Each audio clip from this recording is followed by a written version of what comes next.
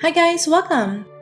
In this video, we'll explore Ekalachi or Ekalachi, which is the new major city coming in RO 2.0. We'll dive into the rich history of this region and the new high-level monsters lurking in the surrounding maps.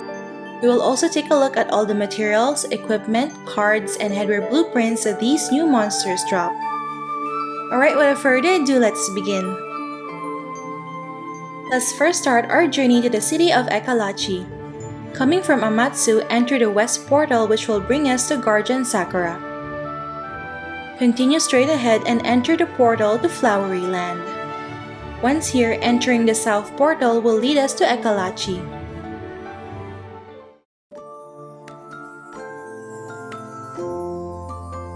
In the original ROPC game, this city is known as Ekalachi but is now translated as Ekalachi in RO 2.0. Ekalachi was the home of the fairy race called Lafines. The city is situated in the Alfheim region and is connected to the Star Bridge. Ekalachi is a city created around a spirit tree, so it is entirely covered with the branches and leaves of the tree. During the day, Ekalachi is more quiet with the sun sprinkling down little rays of light through the tree's branches and leaves. At night, the magical creatures living in this place scatter brilliant light to the whole city. It will surely be enchanting to experience the natural beauty and whimsical architecture found in this fairy world. There are tons of quests that will be available in this new region. Starting in Frontera, the main story quest called the Oath of Light and Stars will be available to all adventurers of base level 150. Completing the main story quest will grant various rewards such as Headgears,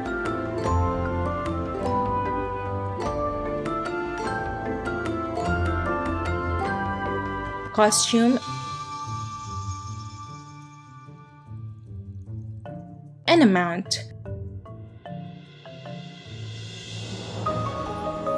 There will also be new anecdotes and Singra Master Box missions that you can complete to unlock Ekalachi exclusive headwears.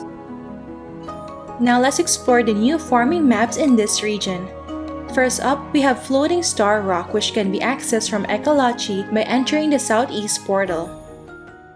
Floating Star Rock is a small tree hole in the spirit tree, and with the passage of time, the tree hole gradually became lush, showing a brilliant field with a variety of magical creatures.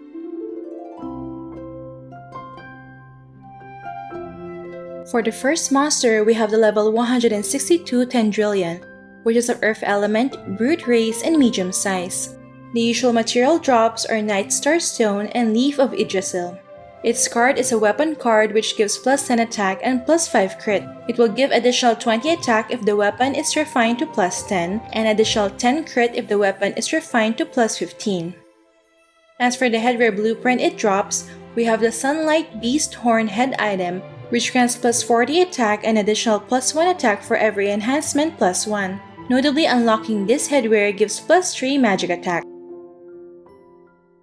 Next, we have the level 168 Mimi Monster, which is of neutral element, formless race, and small size.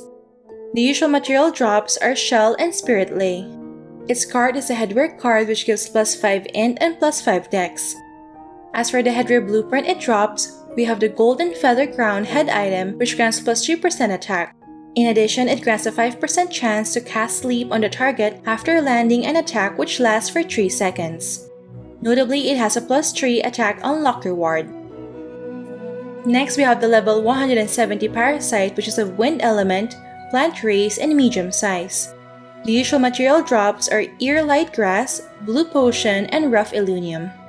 Its card is an offhand card which reduces neutral damage taken by 15% and increases damage to neutral monsters by 5%. Notably, it has a plus 3 attack unlock reward.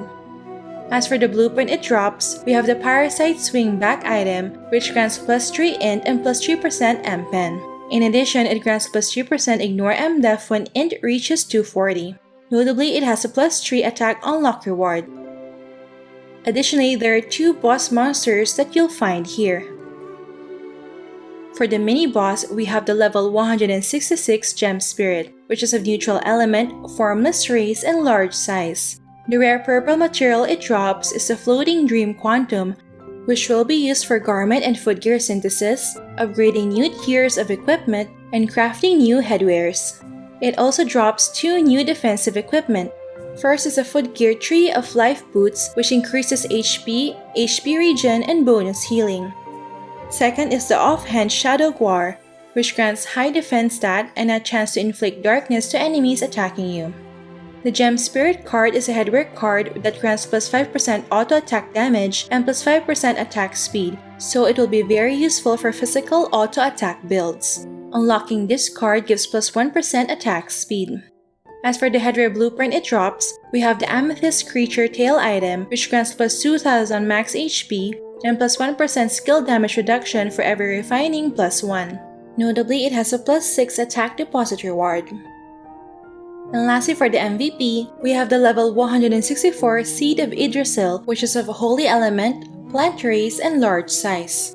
The rare purple material it drops is a Floating Dream Quantum, which is similar to what Gem Spirit drops. It also drops 2 new rare purple weapons.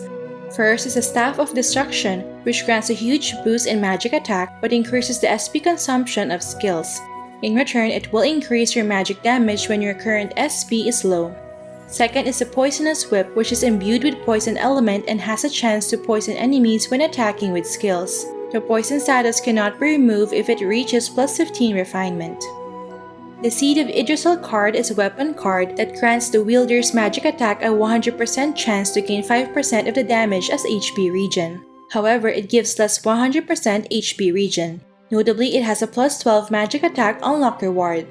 As for the blueprint it drops, we have the new Leaf Wings back item, which grants plus 5% max HP and 1% auto attack damage reduction for every refine plus 1. It has a plus 8 attack unlock reward. Alright, for the next farming map, let's go back to Ekalachi and enter the southwest portal. This will lead us to Time Garden. Time Garden, according to legends, is a god-given garden filled with blooming flowers and unique monsters.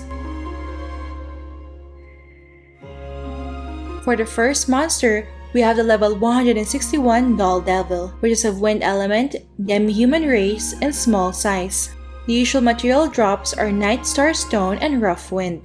Its card is an armor card which grants plus 8% magic damage reduction and plus 500 max HP. Notably, it has a plus 3 magic attack deposit reward. As for the headwear blueprint it drops, we have the Biting Monster's Hat head item, which gives plus 2 int and plus 2% skill damage. Notably, it has a plus 3 attack deposit reward. Next, we have the level 165 Moonlight Tendrillion, which is of neutral element, brute race, and medium size. The usual material drops are Ear Light Grass, Blue Gemstone, and Rough Iridicon. Its card is an accessory card which grants plus 2 to all attributes and plus 2% skill damage. Unlocking this card gives plus 3 attack and plus 36 max HP. As for the headwear blueprint it drops, we have the Moonlight Beast Horn head item, which grants plus 40 magic attack and plus 1 magic attack for every enhancement plus 1. Notably, crafting it gives plus 3 attack unlock reward. Next, we have the level 166 Bugcatcher Violet, which is of earth element, plant race, and medium size. The usual material drops are Windflower Bell and Great Nature. Its card is a weapon card which grants plus 20% damage to insect race. Furthermore, depositing this card gives plus 1% damage to insect race. As for the headwear blueprint it drops, we have the Insect Whisperer head item, which gives plus 5% damage to insect race. Unlocking this headwear gives plus 3 magic attack. Additionally, there are 2 boss monsters that you'll find here. For the mini-boss, we have the level 162 Limonus, which is of wind element, demi-human race, and medium size. The rare purple material it drops is a colorless tear. It also drops 2 new defensive equipment. First is the Armor Ring of Life, which significantly increases max HP and HP regen, especially at high refinement level. Second is the Garment Mithril Magic Manteau, which grants high magic defense stat, especially at high refinement level. The Limonus card is a weapon card which increases damage to holy monsters by 20% and dark damage by 10%. Depositing this card gives plus 8 magic attack, and unlocking this card gives additional 1% damage to holy monsters. As for the Headwear blueprint it drops, we have the Luminous Niche head item, which gives plus 4% auto attack damage and an additional 4% auto attack damage when refining reaches plus 10. Notably, this has a plus 6 magic attack deposit reward. And lastly, for the MVP, we have the level 168 Soul Player, which is of Ghost Element, Demon Race, and large size. The rare purple material it drops is the Colorless Tier, which is similar with what Luminous drops. It also drops 2 new rare purple weapons. First is the Garm Snail, which grants a huge boost in attack and has a chance to cause bleeding to targets when doing auto attacks. The bleeding effect will deal 50% more damage if the target has less than 30% HP. Second is the Nepenthes Lyre, which is a musical instrument that has the same effect with Poisonous Whip. These new poison property weapons for bards and dancers will be quite useful for their role as support DPS in PvP. The Soul Player card is a headwear card which gives plus 5 int and plus 15% ghost attack damage. Notably, it has a plus 12 attack unlock reward. Having this card will make the ghost build more viable in PvP. As for the headwear blueprint it drops, we have the Soul Music back item, which grants plus 5% physical and magic attack. It can also give plus 2% attack and magic attack to party members in the same map excluding yourself. This can stack up to 5 layers, so if everyone in a party of 6 is wearing this back item, then each member will get a total of 15% attack and magic attack. I guess this will be pretty useful for classes that utilize both physical and magic attack in their damage calculation.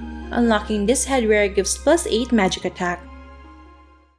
Alright, so far we've explored the city of Ekalachi and its new farming maps. We also took a look at the new monsters as well as the materials, cards, equipment, and headwear blueprints that they drop. Comment down below what you guys think about these new monsters in RO 2.0. Alright, that's it for this video guys. Don't forget to like if you enjoyed watching this guide. If you're new here, I would love for you to consider subscribing by hitting the red subscribe button down below. I would love to have you back. Thank you for watching and see you in our next episode.